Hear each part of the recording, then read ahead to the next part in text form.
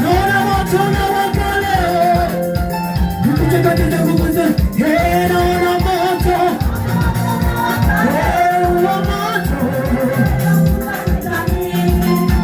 naona moto unawaka leo, nikuja katika nguvu zako. Naona moto,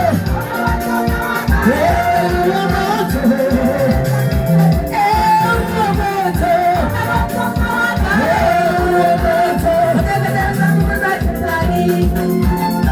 Usikie makofi na vigelegele. Nasema kupenda unanipenda kwanza, kwa kupenda lako umeniweka salama. Nasema kupenda unanipenda kwanza, kwa kupenda lako umeniweka salama. Umeniweka salama. Umeniweka salama. Umeniweka salama. Nasema kupenda ulinipenda kwanza, kwa kupenda lako umeniweka salama. Nasema kupenda ulinipenda kwanza, kwa kupenda lako umeniweka salama. Umeniweka salama. Umeniweka salama. Umeniweka salama. Yesu umeniweka salama. Umeniweka salama. Yesu umeniweka salama. Yesu nakupenda ulinipenda kwanza, kwa kupenda lako umeniweka salama. Yesu nakupenda ulinipenda kwanza, kwa kupenda lako umeniweka salama. Umeniweka salama. Naona moto unawaka leo, nikutakatiza nguvu za shetani. Naona moto unawaka leo, nikutakatiza nguvu.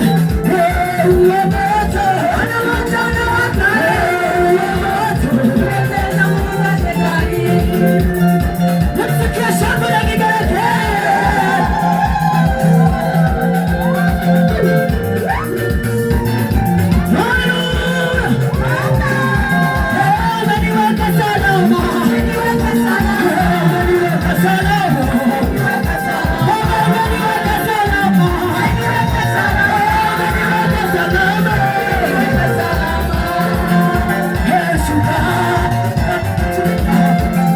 Shuka na uwepo wako, shuka Bwana, shuka na uwepo wako Bwana, shuka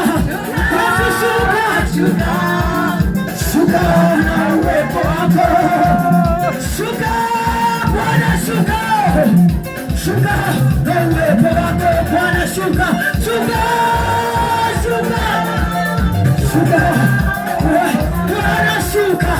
Yesu, shuka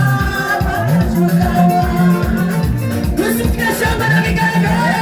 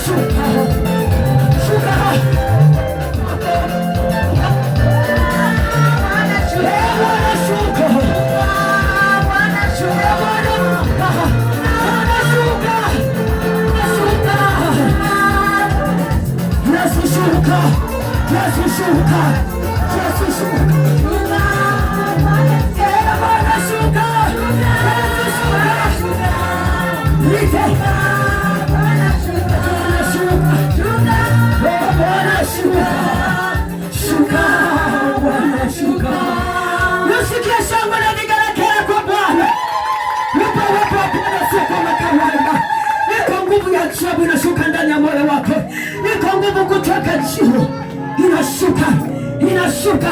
inashuka kwa kiwango cha ajabu. Tuanzishie. Bwana anashuka. Endelea kujimimina mbele za Bwana. Ratekere.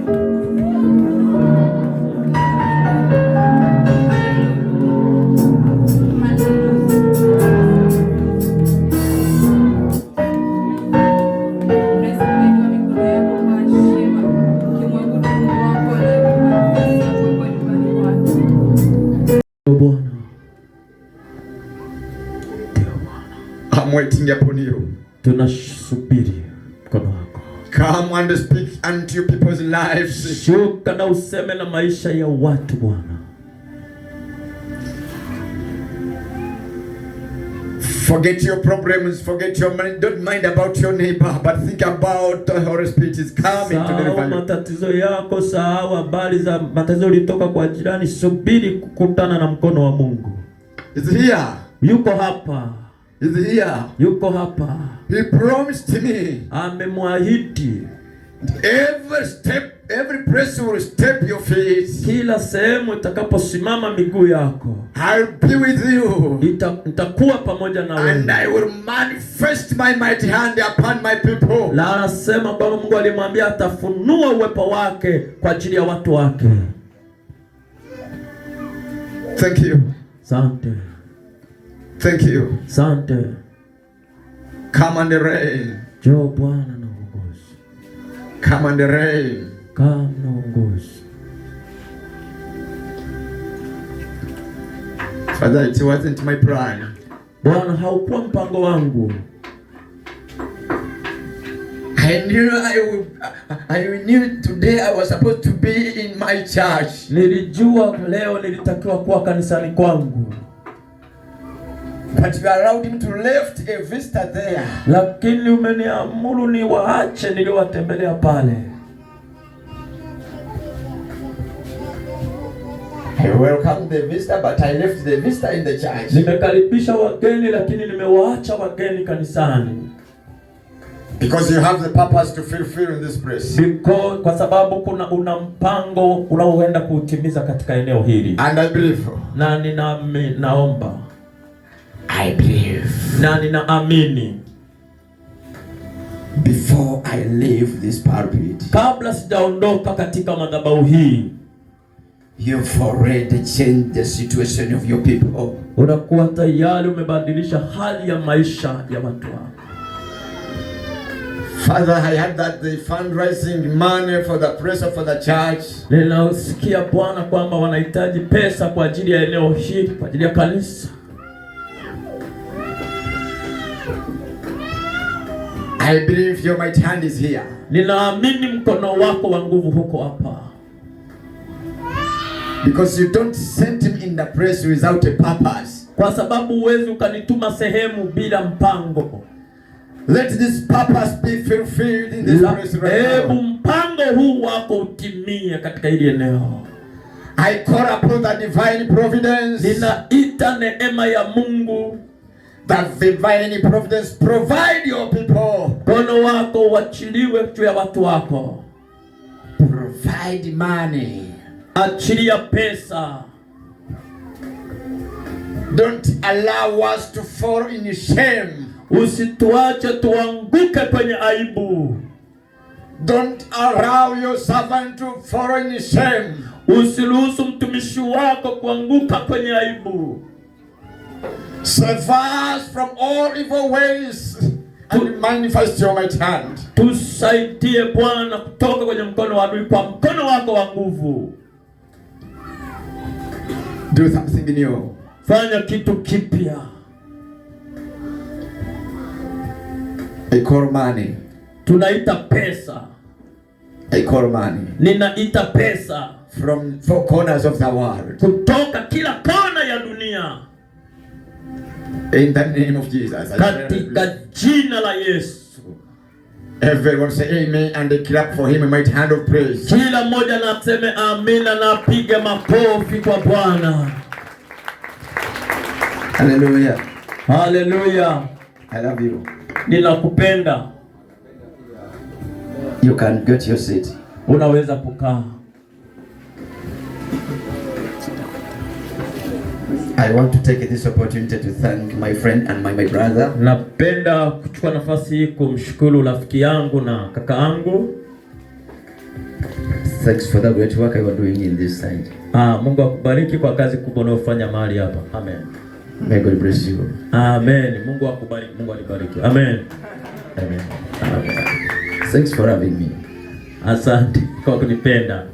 Karibu. I love you too. Amen. Asante. I'm Apostle Charles by names. Yeye ni Mtume Charles kwa jina. I'm privileged to be here in Bukoba. Nafurahi kuwa hapa Bukoba.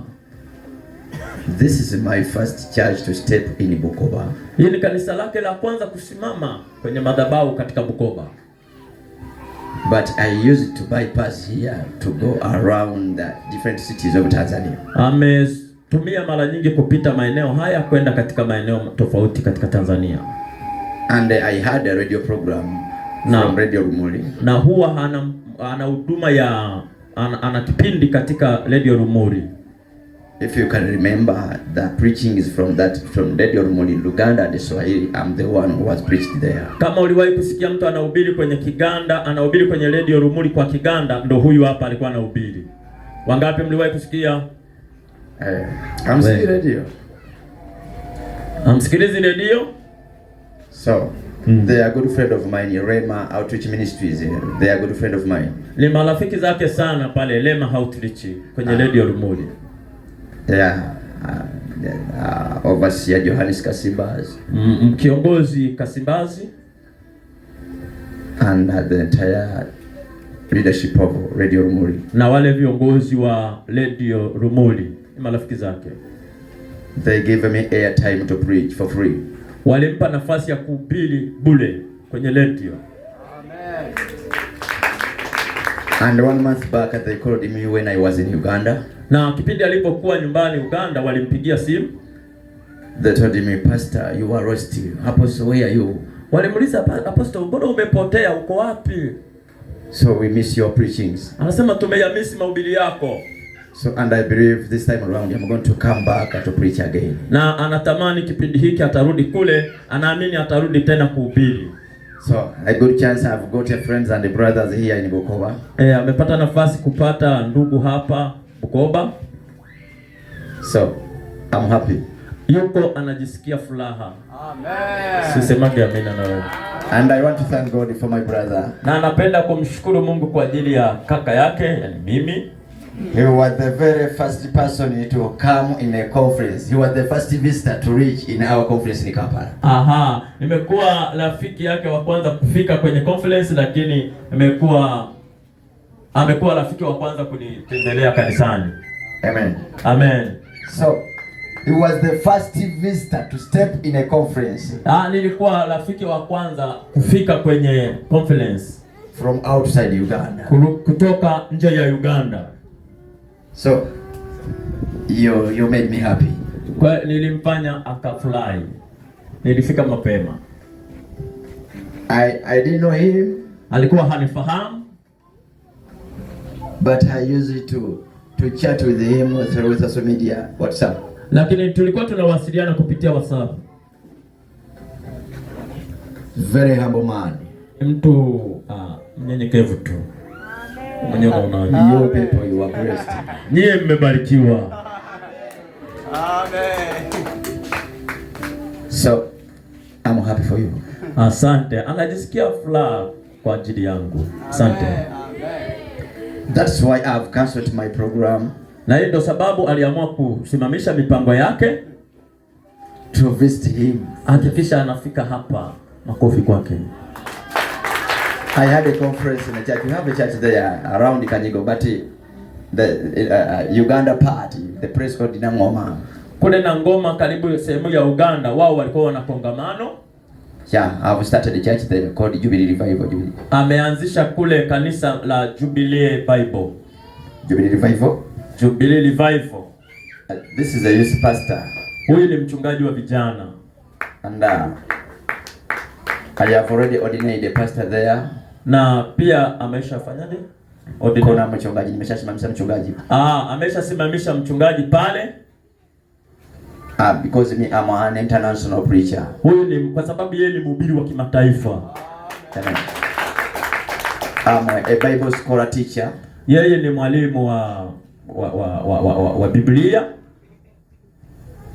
Yeah, kwenye vyuo vya wachungaji. Kwenye vyuo vya wachungaji. So, I thank God. Kwa hiyo anamshukuru Mungu. God called me while I was doing my business in Kampala. Mungu alimuita wakati alipokuwa anafanya biashara yake katika Kampala. I was selling phones, accessories and phones and computers outside Uganda.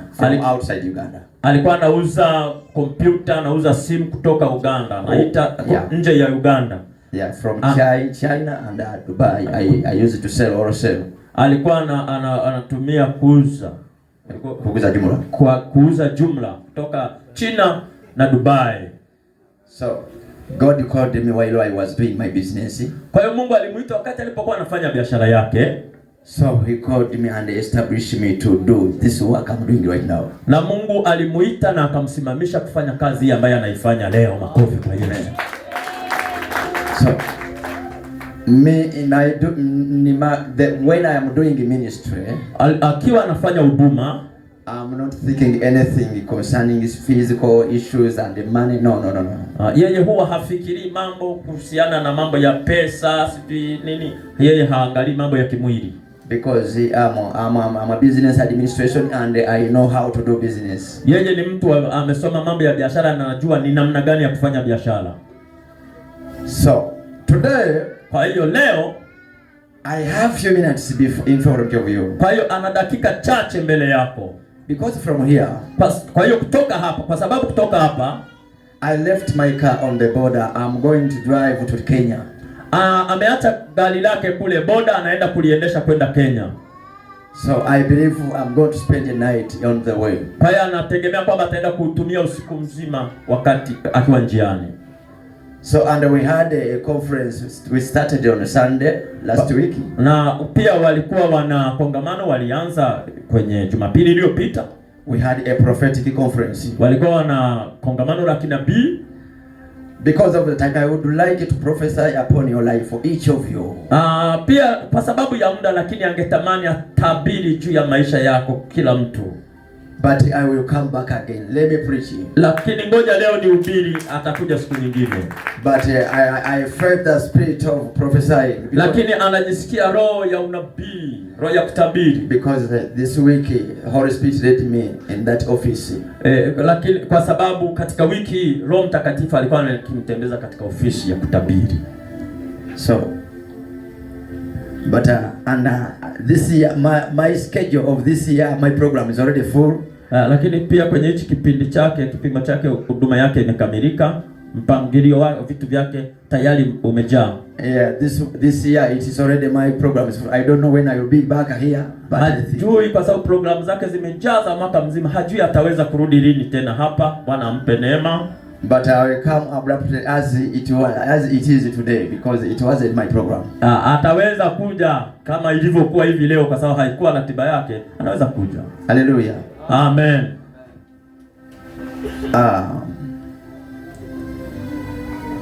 I'm single, but I'm about to marry maybe next year. Yeye ni kijana, hajaoa lakini yuko kwenye maandalizi, anategemea kuoa mwaka kesho.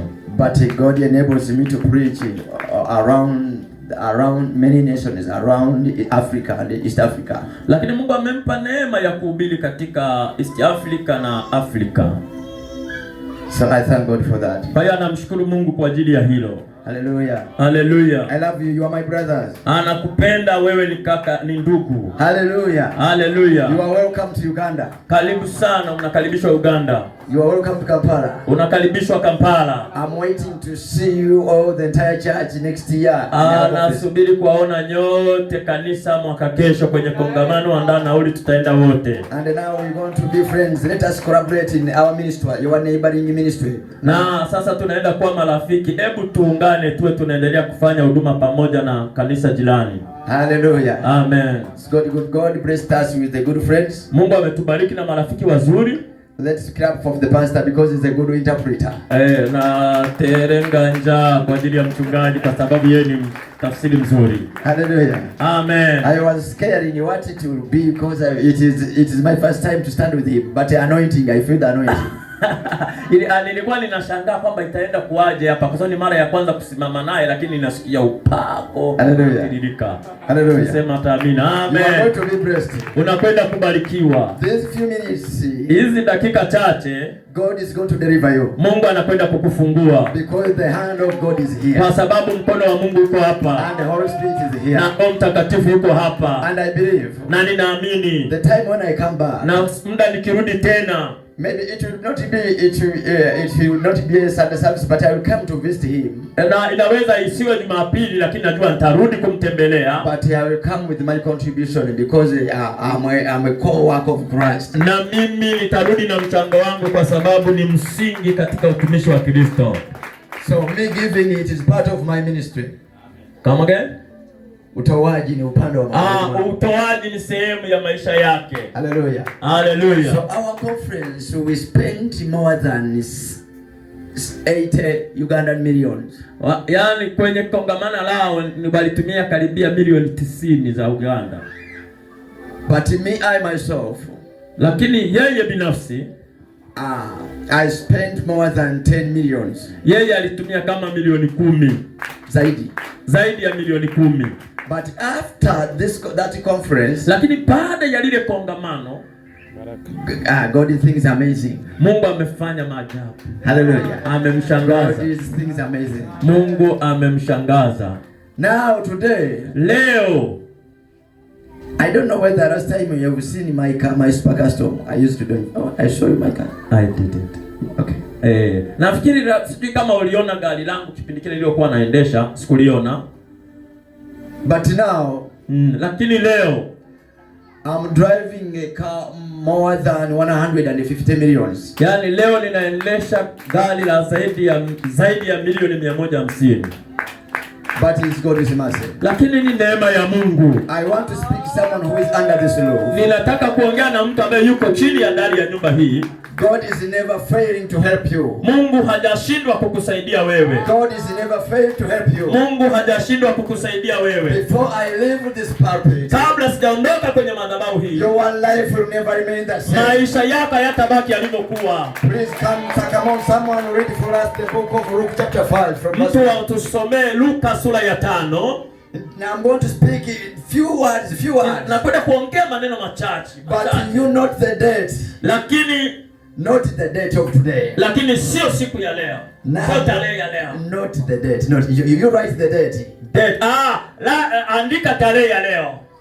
And start to see. You are going to see changes. Na utaanza kuona mambo. Because Jesus promised me. Kwa sababu Mungu aliniahidi mimi. Every place will step your feet. Kila sehemu utakaosimama miguu yako. I will bless that place. Nitabariki eneo hilo. And I will break every chain. Na nitakata kila minyororo. And I want to promise you. Na ninataka kukuahidi mtu wa Mungu. I want to promise you. Ninataka kukuahidi. Jesus is about to lift you from the dust. Yuko tayari kukuinua from the dust. Kutoka kwenye mavumbi. You are about to sit with the king. Penda kukaa na wafalme. Because we serve a mighty God. Kwa sababu tunamtumikia Mungu mwenye nguvu. When he comes, kama nikirudi, he can change everything. Anaweza kubadilisha kila kitu. Please someone clap Jesus a mighty hand. Jamani, pigia Yesu makofi ya shangwe. Hallelujah. Hallelujah.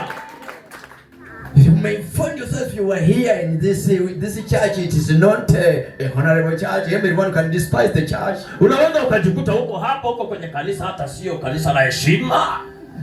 Lakini when the Spirit of God is here, lakini kama Roho wa Mungu yuko hapa, he can change everyone who is step and anaweza akabadilisha kila mtu atakayesimama katika nyumba. Hallelujah. Hallelujah jamani. Don't pay attention of those words of the mockers. Usiangalie hao mambo, watu wanaangalia mambo magari makubwa.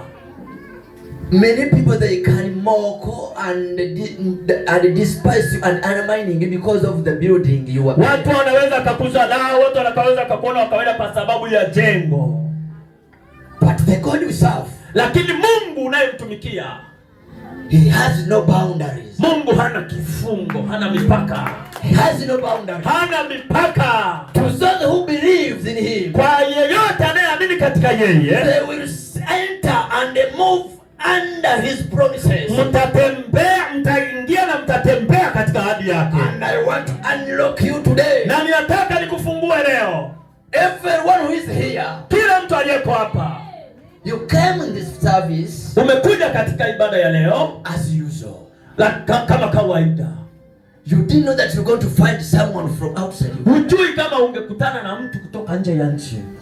But God is already prepared for you. Lakini Mungu alikuwa ameshaandaa kwa ajili yako. And even me. Na mimi pia. Because I'm a vessel. Kwa sababu ni chombo. Kwa sababu ni chombo. I did prepare about this day. Na yeye hakujiandaa kwa ajili ya siku ya leo. But the one I serve. Lakini yeye anayemtumikia. The one you serve. Lakini unayemtumikia. The one you come for. Lakini yule ambaye umekuja kwa ajili yake.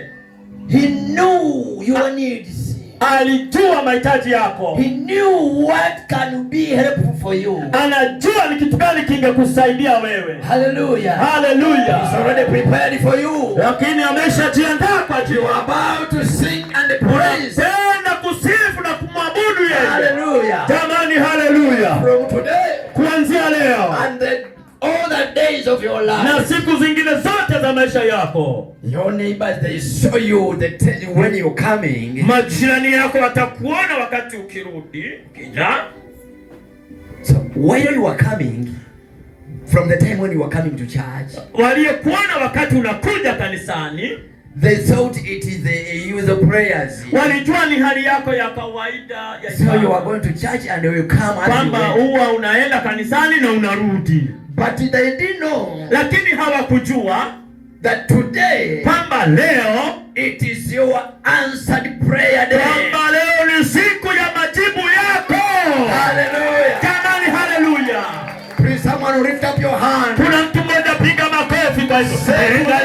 You know why you want mkono? Inua mkono wako hivi. Say today. Sema leo.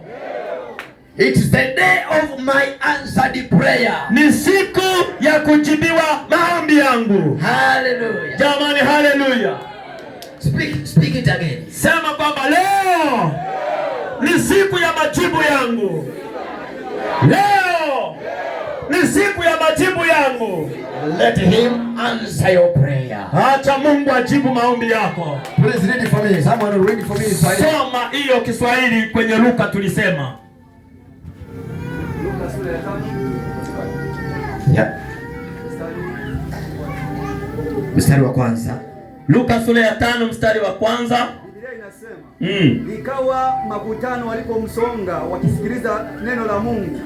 Yeye alikuwa amesimama kando ya ziwa la Genesareti.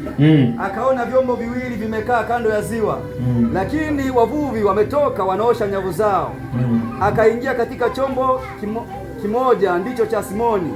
Akamtaka kipeleke mbali kidogo na pwani. Akaketi akawafundisha makutano hali chomboni. Hata alipokwisha kunena akawaambia Simoni, tweka mpaka kilindini mkashushe nyavu zenu mvue samaki. Simoni akajibu akamwambia, Bwana mkubwa, tumefanya kazi ya kuchosha usiku kucha tusipate kitu, lakini kwa neno lako tunazishusha nyavu. Basi walipofanya hivyo walipata samaki wengi mno, nyavu zao zikaanza kukatika. Niendelee mstari wa 7. Aha, endelee. Wakawapungia mikono washirika wao waliokuwa katika chombo cha pili, waje kuwasaidia. Wakaja wakavijaza vyombo vyote viwili, hata vikataka kuzama. Simoni Petro alipoona hayo, alianguka magotini pa Yesu. Akasema, ondoka kwangu, kwa kuwa mimi ni mtu mwenye dhambi Bwana. Maana alishikwa na ushangao yeye na watu waliokuwa pamoja naye, kwa sababu ya wingi wa samaki waliowapata. Acha. Amen. One day as Jesus was preaching on the shores of the Sea of Galilee, great crowd pressed in on him to listen to the word of God. He noticed 2 empty boats at the water's edge. for the fishermen had left them and were washing their nets. Verse 3. Stepping into one of the boats, Jesus asked Simon, its owner, to push it out into the water. So he sat in the boat and taught the crowd from there. Verse 4. When he had finished speaking, he said to Simon, now go out where it is deeper and let down your nets, and you will catch many fish. Verse 5. And Simon answering said unto him, Master, we have toiled all night, and I have taken nothing. Nevertheless, at thy word, I will let down the net. Verse 6. And this time their nets were so full, they began to tear. A shout for help brought their partners in the other boat. And soon both boats were filled with fish and on the verge of sinking. When Simon Peter realized what had happened, he fell to his knee before Jesus and said, Oh Lord, please leave me. I am too much of a sinner to be around you. Verse 9. For he was awestruck by the size of their catch, as were the others with him. So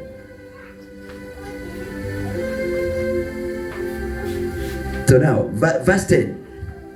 His partner, James and John, the sons of Zebedee, were also amazed. Jesus replied to Simon, don't be afraid. From now on, you will be fishing for people. Hallelujah. Amen. Heavenly Father, I want to glorify you because you are holy. Bwana, ninataka kukuinua kwa sababu wewe ni mtakatifu. Let me decrease and you may increase. Acha mimi nipungue na wewe uongezeke. This time use me as a vessel and to speak and to minister into people's lives. Leo nitumie kama chombo chako katika kusema na kuhudumia watu wako. I welcome you, Holy Spirit. Ninakukaribisha na karibisha Roho wako Mtakatifu. Come and do. Njoo ufanye. Come and deliver. Njoo na ufungue. Come and redeem. Njoo na ukomboe. In Jesus' name. Katika jina la Yesu. Amen. Amen. Today, leo, these few minutes I have, hizi dakika chache nilizo nazo, it will not be a loss to your life.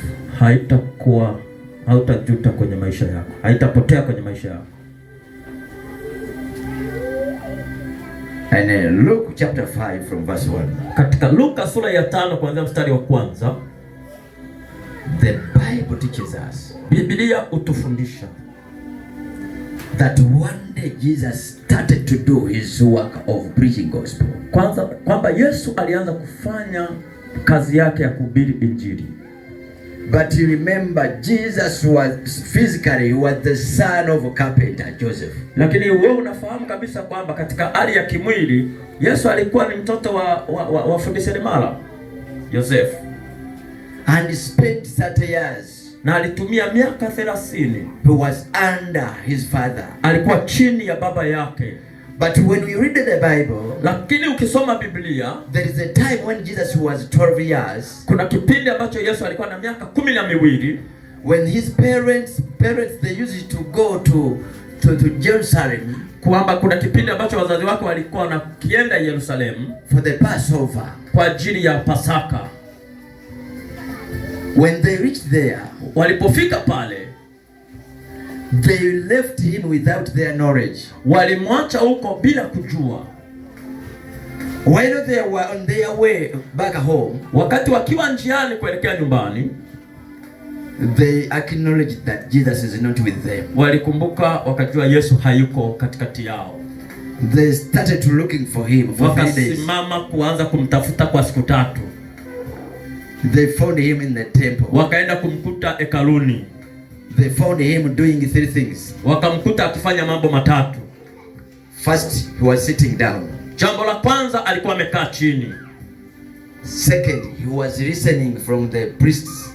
Jambo la pili alikuwa akiwasikiliza makuhani. Third, he was asking them questions. Jambo la tatu alikuwa akiwauliza maswali. Then from there, tena baada ya hapo, he went back with his parents at home. Akaondoka na wazazi wake nyumbani. I will come back to teach you those points, those 3 things. Nitarudi tena siku nyingine kukufundisha mambo haya matatu. So, when he went back with his parents at home, alipoenda nyumbani pamoja na wazazi wake, he spent 18 years working with their parents, serving their parents. Alitumia miaka 18 akiwahudumia wazazi wake. Before Jesus starting doing his ministry, kabla Yesu hajaanza kufanya huduma yake, before Jesus starting preaching gospel, kabla Yesu hajaanza kuhubiri injili, before Jesus starting leading people, kabla Yesu hajaanza kuongoza watu, he started to serve his parents. Alianza kuhudumia wazazi wake for 18 years. Kwa miaka 18. Then around when Jesus made 30 years, Yesu alipofikisha miaka 30, so it's the time when Jesus went to Jordan for baptism. Ndio hicho kipindi Yesu alienda kwa Yohana Mbatizaji, Jordan. So then from the Jordan, baada ya kutoka Jordan, Jesus went to the wilderness for the prayer and fasting. Yesu akaenda mlimani kwa ajili ya kufunga na kuomba. So then after praying and fasting, leo baada ya kufunga na kuomba, Jesus fell into temptations by the devil. Yesu akaingia kwenye majaribu ya shetani. Then after overcoming the temptations, baada ya kuyashinda majaribu, it is the time when Jesus go to the shores of Galilee. Hiyo ndio Yesu aliamua kwenda pwani ya Galilaya. You've seen the process. You've seen the process. Umeona mchakato. So when Jesus he reached the shores of Galilee, kwa hiyo Yesu alipofika ng'ambo ya Galilaya, but remember Jesus was a carpenter. Kumbuka Yesu alikuwa ni fundi seremala. And in his mind, na katika akili yake, he knew, alijua that I'm going to start my ministry on the shores of the lake. Kwamba ninakwenda kuanza huduma yangu pwani ya bahari. But he did prepare for it to make a boat. Kwa hiyo lakini hakujiandaa kwa ajili ya kutengeneza boti. And he knew, na alijua, that when he would do ministry on the shores of the lake, na anajua kabisa kama ukihitaji kufanya huduma katika pwani ya bahari ya ziwa, it is a must. First thing you need to have a boat. Unatakiwa kwanza uwe na boti. But he didn't make a boat. Lakini hakutengeneza boti. He didn't tell his father to help him to make a boat. Hakuambia baba yake amsaidie kutengeneza mtumbwi. But he went on the lake. Lakini alienda kwenye ziwa.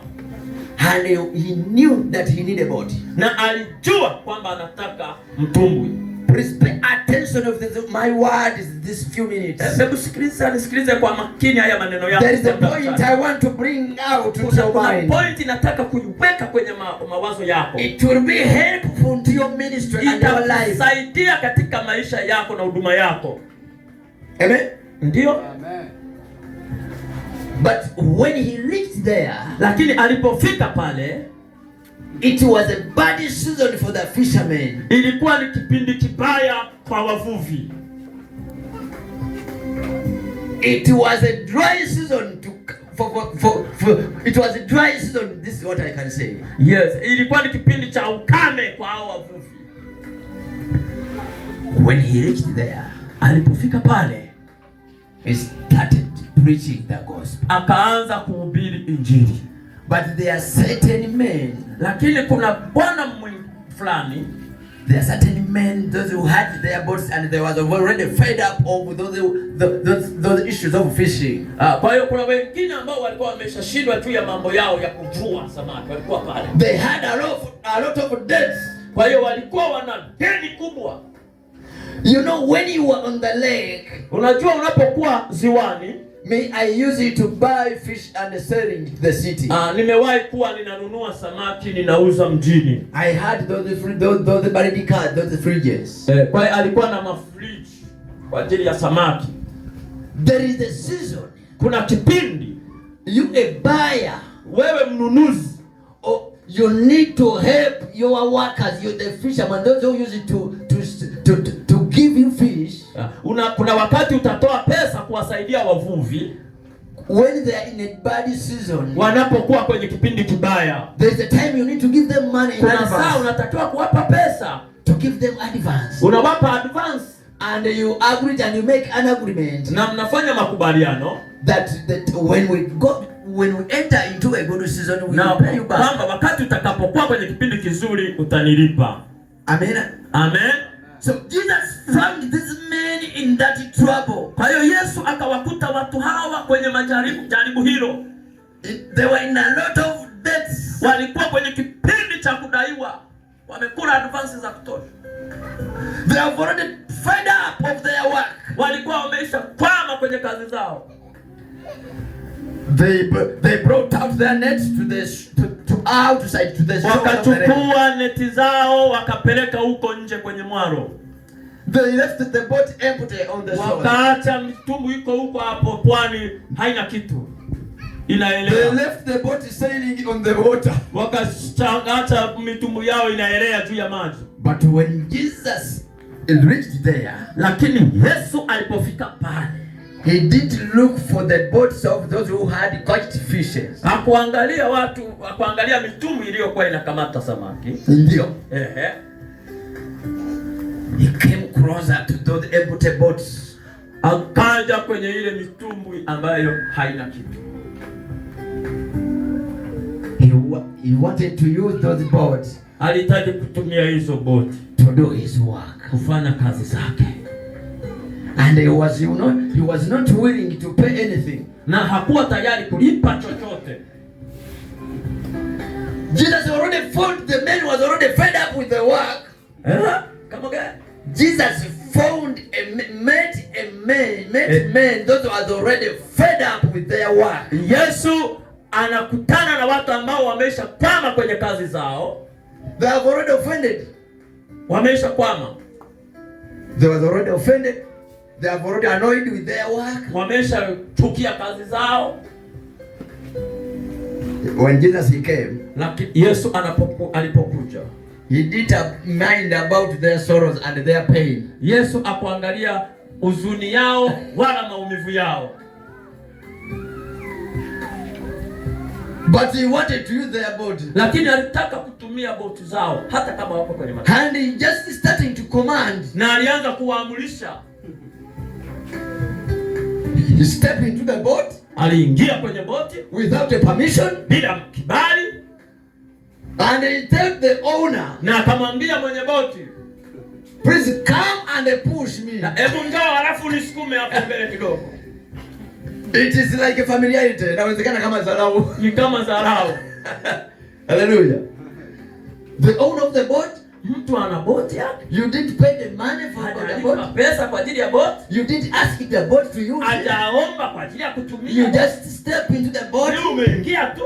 And you just called the owner to alafu anamuita mwenye boti. To push. Wewe. He added another worker to the owner. Alikuwa na kazi nyingine yule mwenyewe. He said you please. Leave your work and come and push the boat. Akamwambia wewe acha hizo kazi njoo unisukume hapo mbele. Sometimes we fail to enter into our blessing. Wakati mwingine tunashindwa kuingia kwenye baraka zetu because Jesus didn't appear in the way we expecting him to appear. Kwa sababu Yesu hatutokei sisi kwenye njia ambayo sisi tunamtarajia.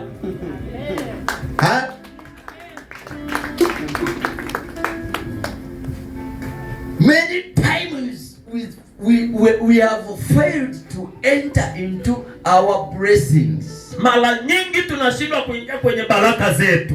Because we have the picture and expectations, we think that in this way Jesus may appear like this. Kwa sababu tayari tunakuwa tuna picha na matarajio kwamba Yesu atatutokea kwa namna hii.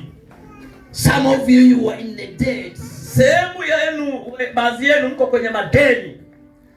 But the test is here on your table. Lakini jaribu liko kwenye meza yako. Jesus wants to use your boat to construct his church. Yesu anataka atumie boti yako kutengeneza kanisa lake.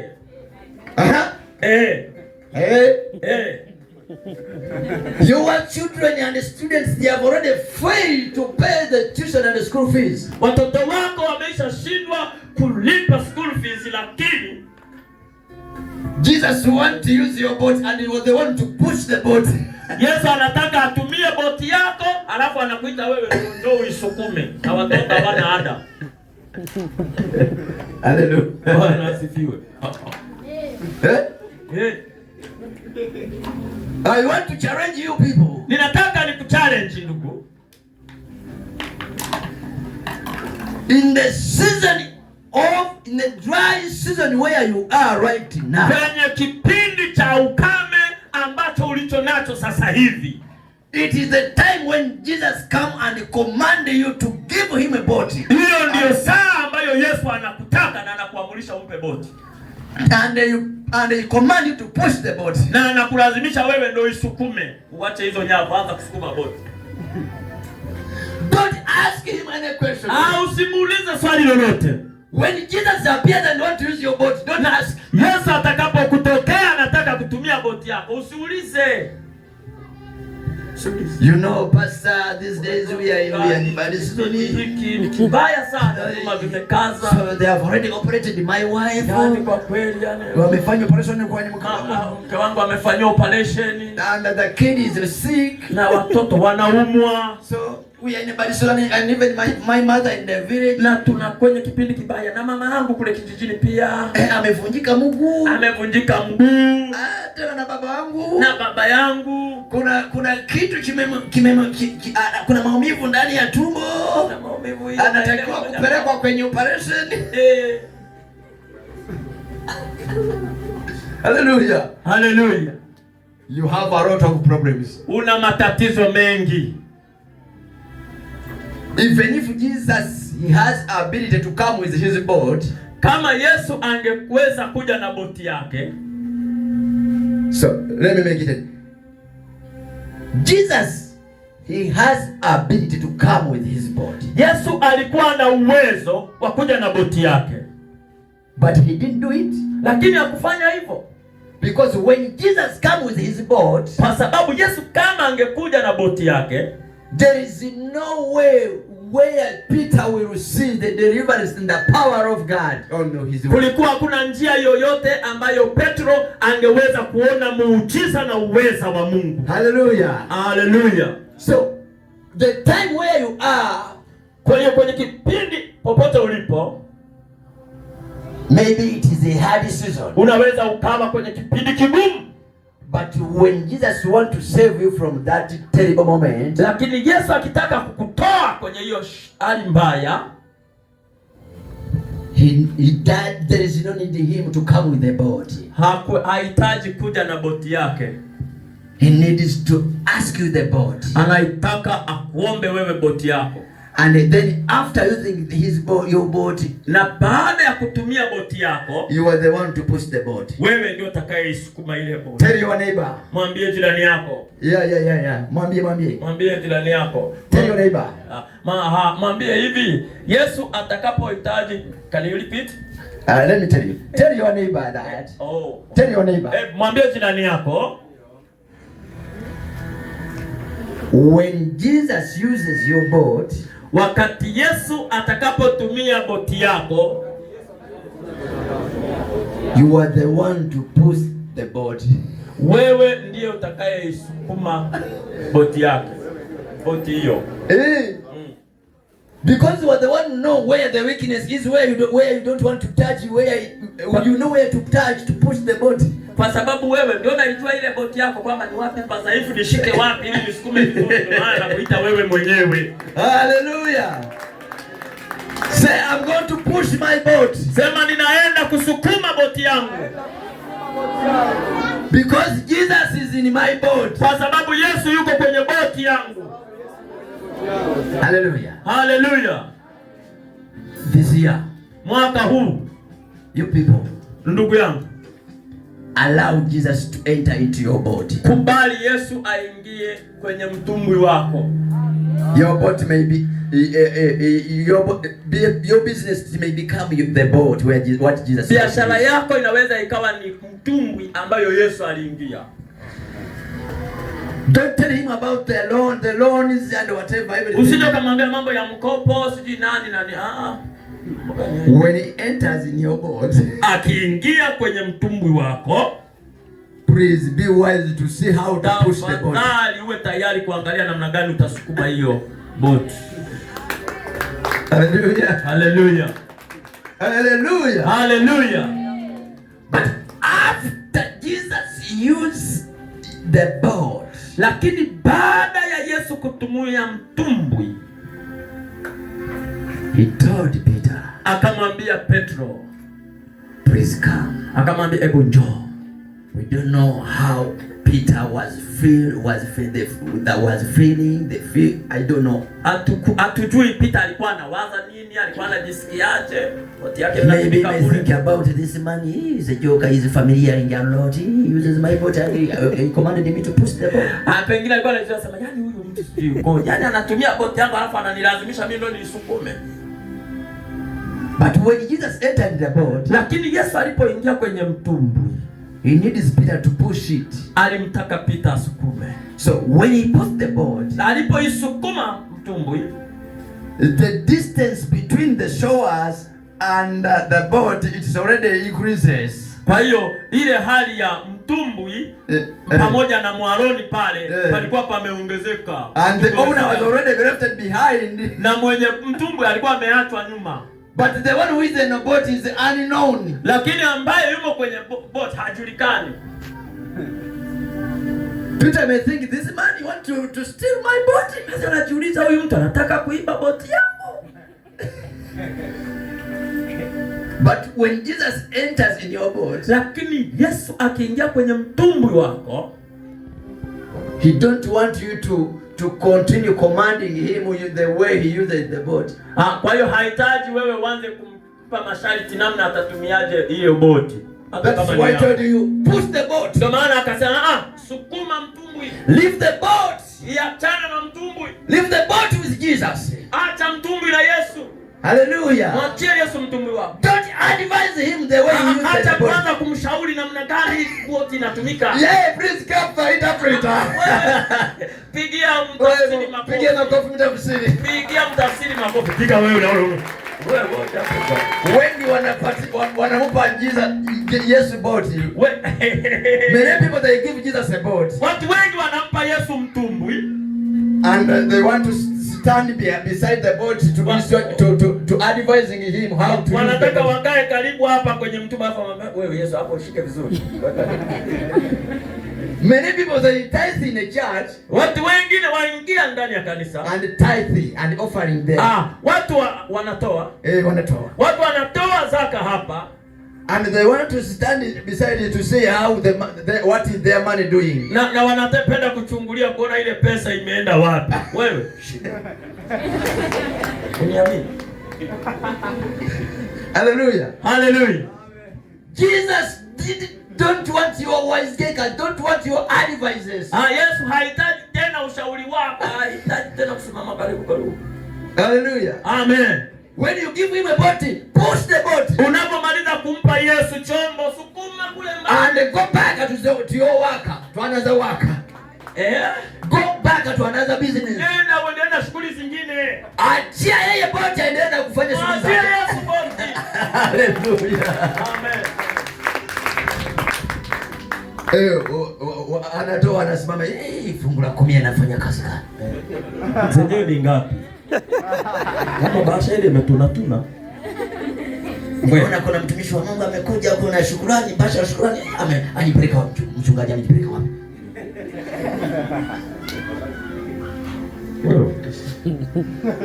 When you give Jesus the boat, ukimpa Yesu chombo, mtumbwi wako, don't be tempted to advise him how to use the boat. Usijaribiwe na kuanza kumfundisha namna gani atumie hiyo mtumbwi. That's why I told me push the boat. Ndio maana akamwambia Petro, sukuma mbali. I don't want your advice. Sitaji ushauri wako wakati natumia boti yako. Hallelujah. Bwana asifiwe. When I'm concluding, wakati ninahitimisha, after Jesus saying the trust and the patience of Peter, Yesu baada ya kuona yale imani ya Petro, he called Peter, akamuita Petro. He said, I've realized that you are a good man. Anasema nimeshagundua wewe ni mtu mzuri. Whatever has been disturbing you and hindering you and rebellion before you, it is gonna obey you because of your obedience. Oh, yeah. Kama gani? Ni Swahili. Anamwambia kila kitu kilikuwa kimekushinda, kilikuwa kimekataa kukubaliana na wewe, kuanzia na leo, kwa sababu kwa unyenyekevu uko ndani ya roho yako, kitakubaliana na wewe, kinakwenda kukuinamia kila. Haleluya. Hapo singopiga makofi na wewe. Amen. Mkarmani ameshangaa, anaona kazi yake inapunguka kwa sababu anasikia Kiswahili tu. Kwa sababu alikuwa analala kwenye hoteli nzuri kwa ajili ya Karimani, lakini anaona kazi. Tumeharibu dini. Atusamee bure. Haleluya. Amen. Haleluya. Bwana. Jesus. Yes.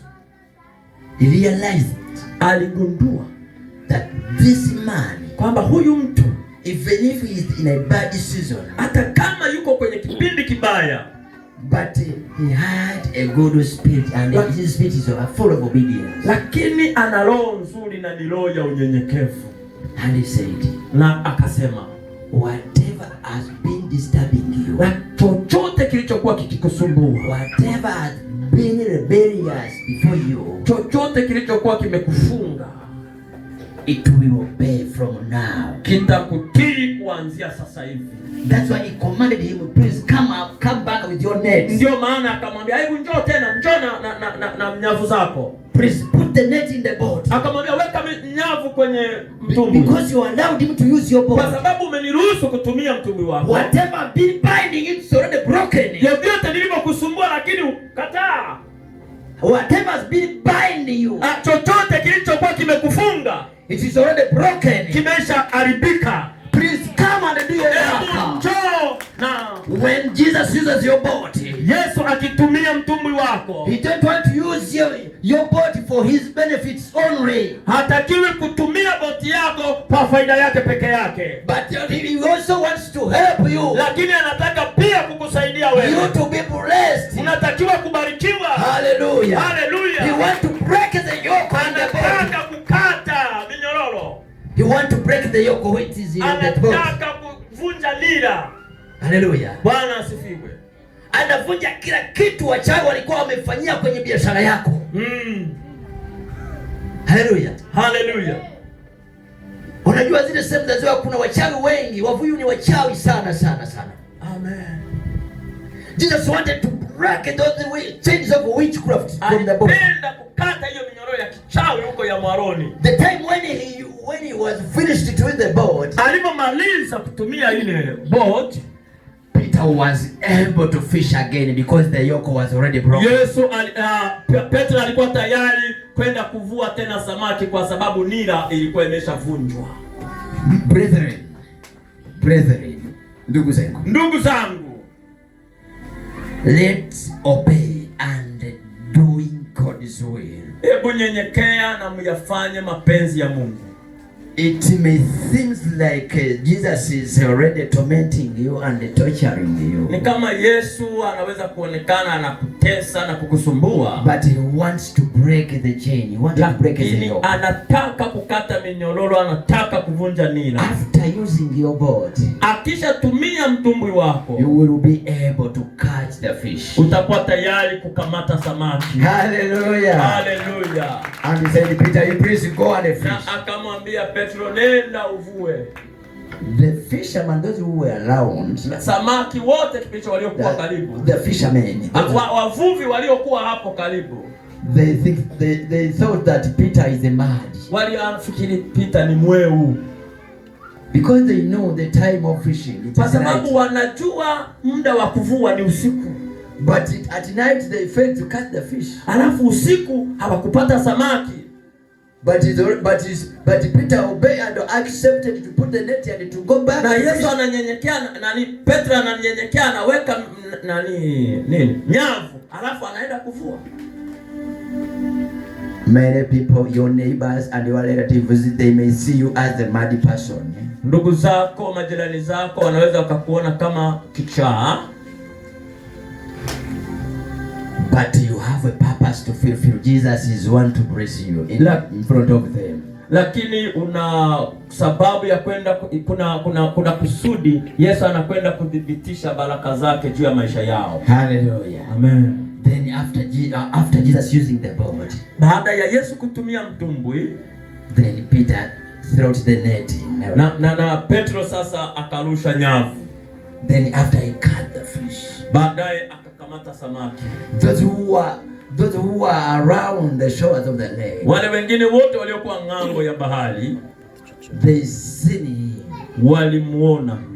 They seen that the boat was already to fall down. Wakaangalia kwamba mtumbwi unaanza kuzama. So he asked them to come and help him. Na akawaita waje ili wamsaidie. Hallelujah. Hallelujah. I want to prophesy unto someone's life. Ninataka kutabiri juu ya maisha ya mtu. Before the end of this year, kabla ya kwisha mwaka huu, many people they have been mocking you. Watu watashangaa. Many people they have been mocking you. Watu waliokuwa wakikusemea mabaya, but they have been undermining you. Waliokuwa wakikushusha, they are about to see the blessing of God. Watakwenda kuona baraka za Mungu juu ya maisha yao. Nuru imekaribia kukushukia. Nuru inaenda kukushukia. Hallelujah. Hallelujah. That's what the Bible says, arise and shine. Ndio maana Biblia inasema inuka uangaze. Because the sun is rising upon you. Kwa sababu nuru inainuka juu yako. Hallelujah. Hallelujah. Before the end of this year, kabla ya kwisha mwaka huu, let people come to celebrate your blessing. Acha watu waje washerekee baraka zako. Let those witch doctors they will come to help to prepare your wedding. Acha watu hata wale waliofanya uchawi watakuja kuandaa harusi yako. Usiwafukuze. Acha wafanye kazi. Acha wafanye kazi. Wapatie fasi ya pembeni, waambie wewe utakuwa kiongozi wa kuandaa harusi yako. Amen. Najua wewe ni mtu mzuri. Amen. Zunguze harusi ya bwana, harusi ya mtoto wa fulani. Piga na wewe makofi. Wachawi watakata ndizi zao, watakata kawa yao kwa ajili ya kutengeneza njia magari. Amen. Hallelujah. Amen. Simama kwenye miguu yako, pigie Yesu makofi na vigelegele. Simama kwa miguu kama alivyosema, pigia Yesu makofi. Amen. Tell Jesus, sema yes, I'm ready to give out my boat. Niko tayari kutoa mtumbwi wangu. And use my boat. Na ninakuomba utumie boti yangu. I'm ready to push the boat. Niko tayari kusukuma mtumbwi. Because I have understood. Kwa sababu tayari nimeelewa.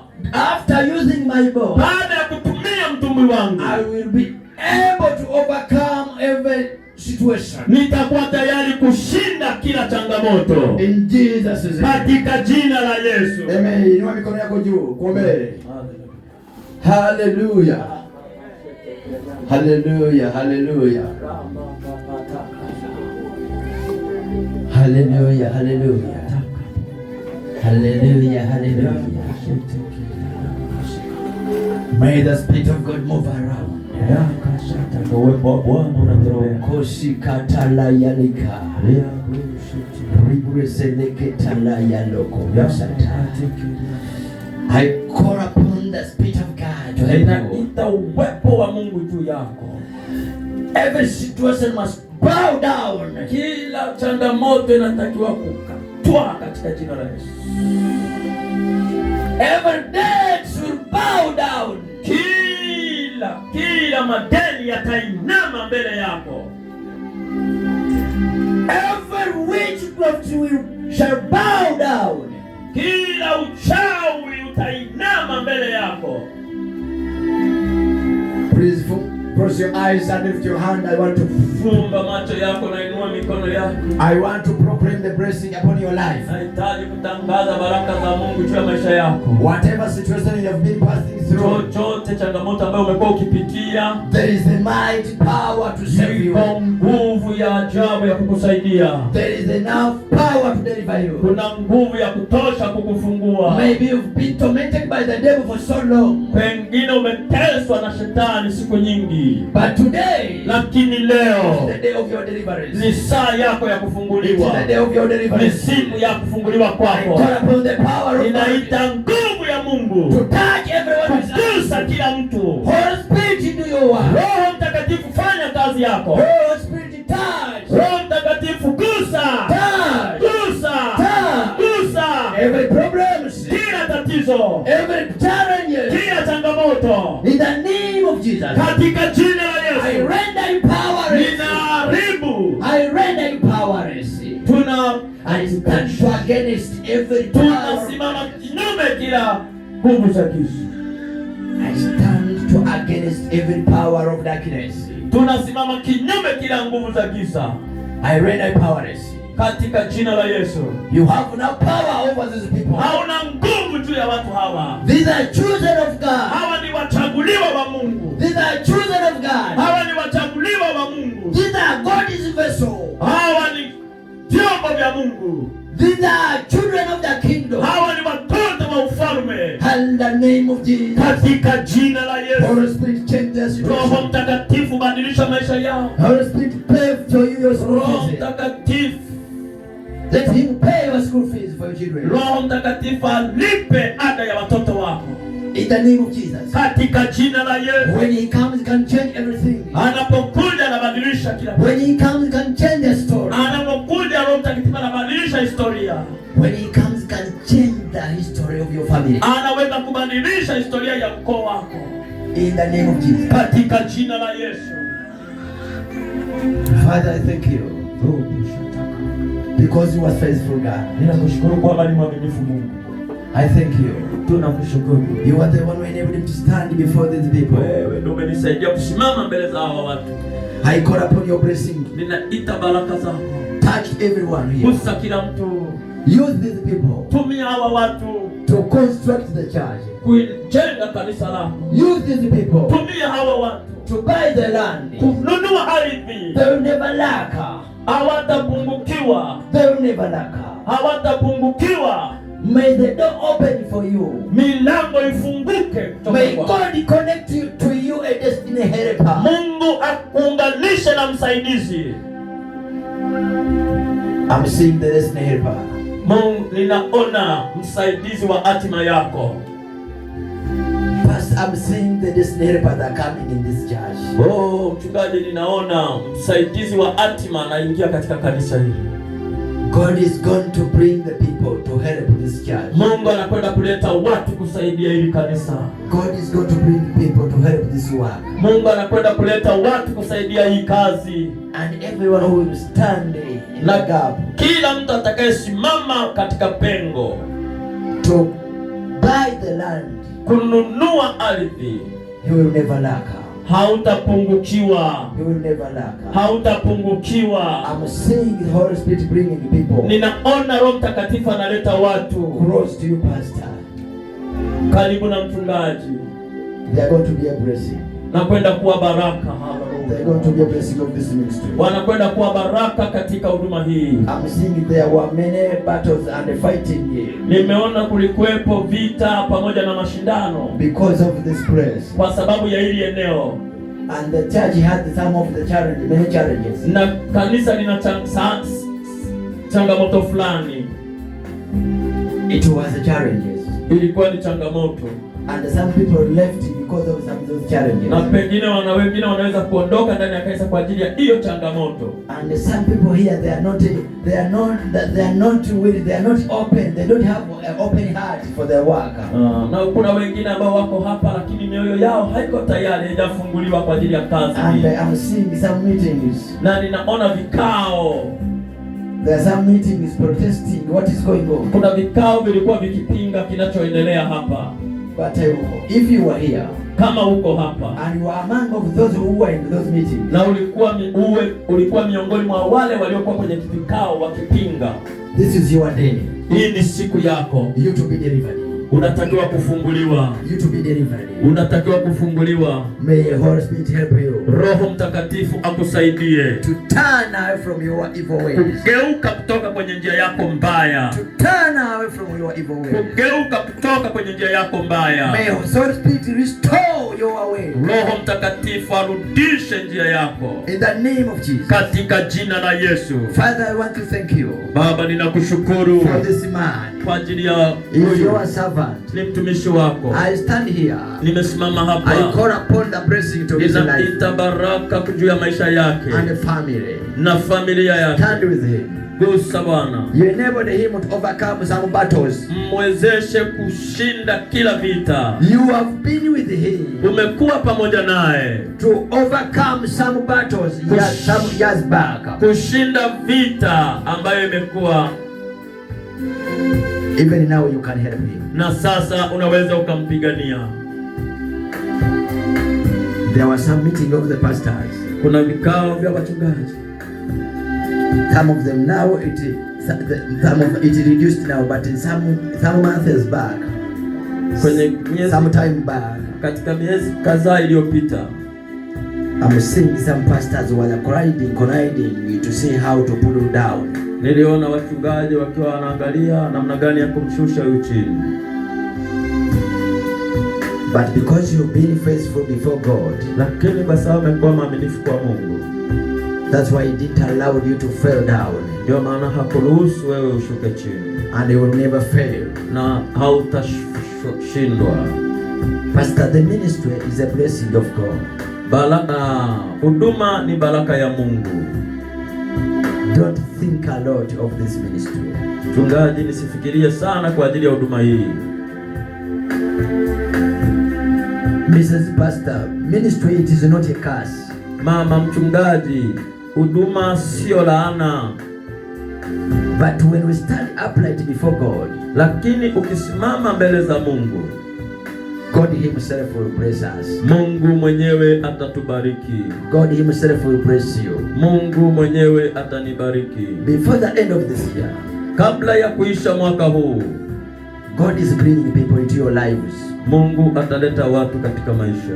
There will be a blessing into your life. Watakuwa baraka katika maisha yangu. There will be a blessing into your family. Watakuwa baraka katika familia yangu. There will be a blessing into your children. Watakuwa baraka kwa watoto wangu. And there will be a blessing in this ministry. Na watakuwa wa baraka katika huduma hii. Father, stand with these people. Bwana, simama na watu hawa. You are the one who enabled me to stand here. Wewe ndio umewawezesha kusimama hapa. You are the one who called me to stand here today. Wewe ndio umemuita kusimama hapa leo. May God's blessing follow you. Baraka za Bwana zikufuate. And establish you. Na kukusimamisha. And everyone who will stand with you. Na kila mmoja atakayesimama na wewe, he will see the blessing. Ataona baraka. And he will eat on that blessing. Na atakula katika baraka hizi. In Jesus' name. Katika jina la Yesu. Amen. May God bless you. Amen, amen, amen. Pigia Yesu makofi ya shangwe kwa ajili ya mtumishi wa Bwana Prophet Charles, kwa ajili ya baraka kubwa hizo. Simama kwa miguu yako, nikuombee baraka na nikuruhusu katika uwepo huo ukitaka kutulia au kwenda nyumbani. Inua mikono yako juu.